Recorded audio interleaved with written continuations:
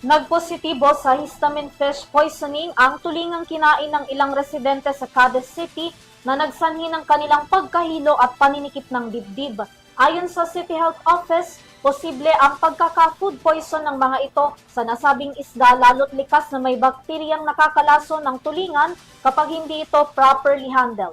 Narito ang karagdagang detalye ng balita. Iniimbestigahan na ng Bureau of Fisheries and Aquatic Resources o BFAR sa Negros Occidental ang insidente ng food poisoning sa ilang residente sa Cadiz City matapos na kumain ng aloy o tulingang isda. Base sa report ng City Health Office, nakaranas ang mga individual ng paninikip ng dibdib, hirap sa paghinga, pagkakaroon ng rashes at pamumula ng ilang bahagi ng katawan.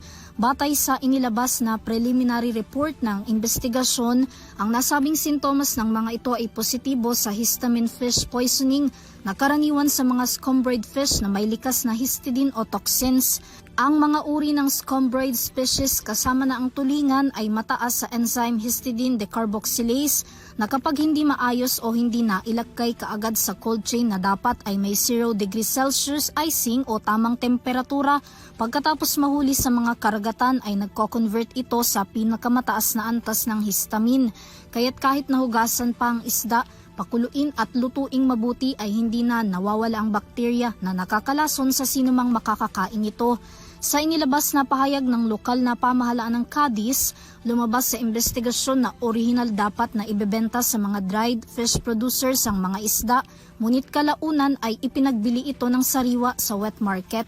Kinukumpirma pa ng mga otoridad ang nasabing ulat. Sa ngayon, agad naman na daw na nabigyan ng medikal na atensyon ng mga apektadong residente.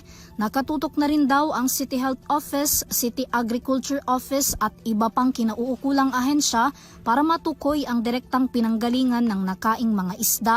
Nakolekta na rin daw nila ang sample ng mga tulingan na naipasa na rin daw sa toxicological examination para sa eksaktong sanhi ng food poison.